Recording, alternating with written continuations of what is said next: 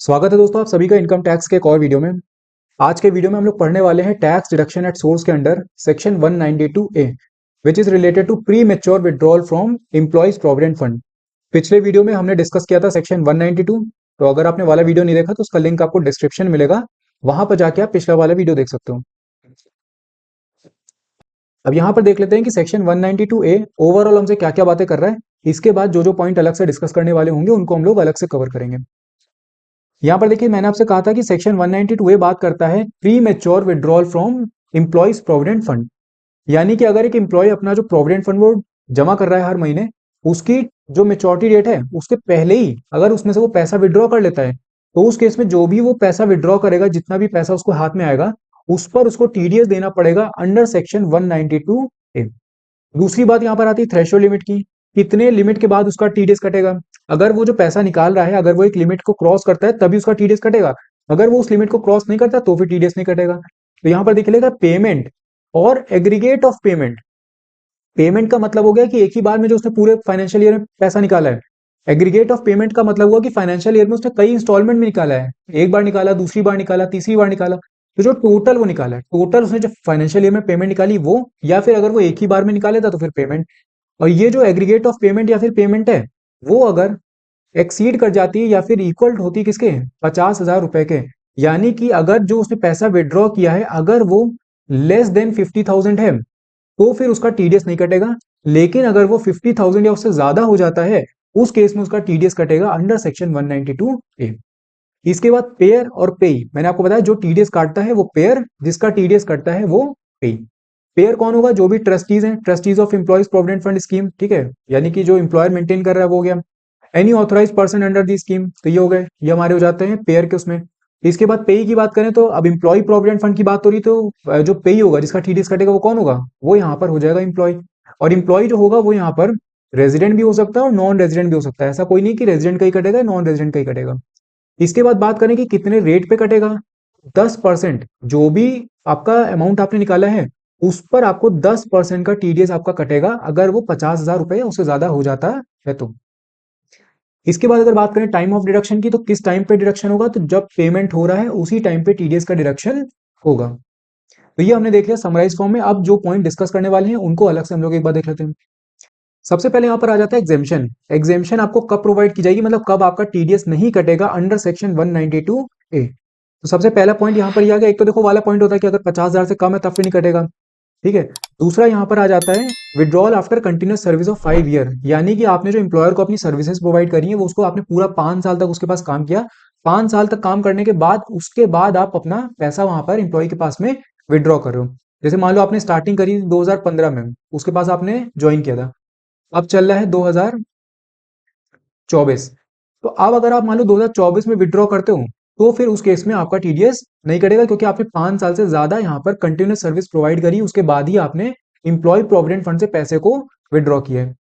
दूसरा पॉइंट यहाँ पर आता है in case of withdrawal before continuous service, मतलब 5 साल की कंटिन्यूस सर्विस देने के पहले ही आपने विड्रॉ कर लिया। तो यहाँ पर किस केस में होगा, जब इंप्लॉय ट्रांसफर करवा ले अपना जो भी उसका एक्यूमुलेटेड बैलेंस है टू द न्यू एम्प्लॉयर।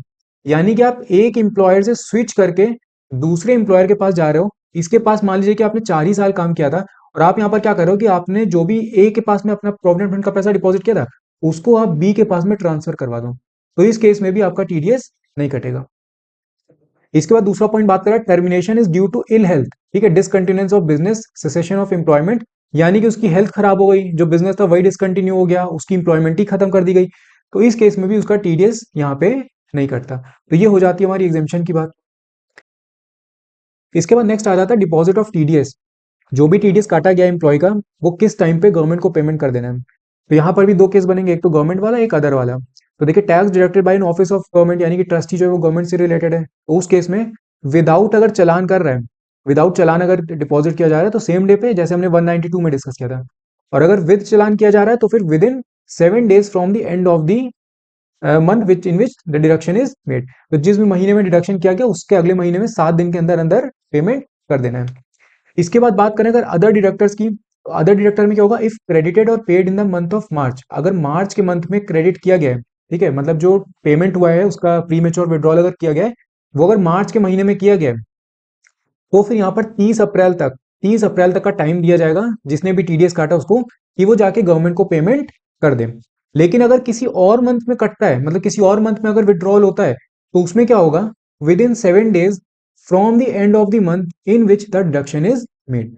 तो मार्च को छोड़ के अगर मान लो जनवरी हो गया, ठीक है, या फिर दिसंबर हो गया, तो इनमें क्या होगा, जैसे मान लो अगर दिसंबर में होता है, तो दिसंबर में अगर होता है तो इसका मतलब कि 7 जैन तक पेमेंट कर देना है गवर्नमेंट के अकाउंट में। और अगर मार्च में होता है तो मार्च में हो रहा है तो इसका मतलब 30 अप्रैल तक गवर्नमेंट के हाथ में पैसा पहुंच जाना चाहिए टीडीएस का। तो ये बात हो गई डिपॉजिट ऑफ टीडीएस की।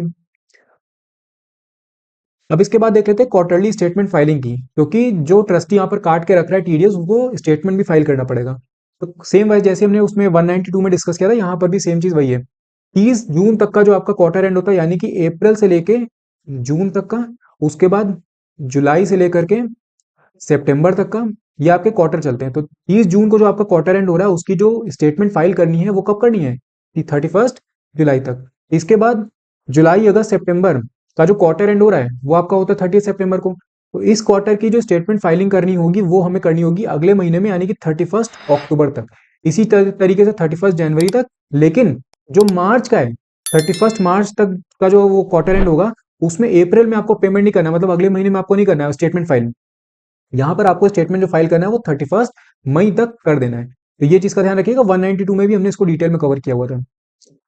इसके बाद नेक्स्ट आता है सर्टिफिकेट ऑफ टीडीएस। तो जो भी टीडीएस कटा है उसका सर्टिफिकेट प्रोवाइड किया जाएगा एम्प्लॉय को। तो वो कब तक प्रोवाइड कर देना है, सबसे पहले देख लेते हैं कि किसमें प्रोवाइड करना है। फॉर्म 16A के अंडर में उसको प्रोवाइड किया जाएगा, उसी फॉर्मेट का रहेगा।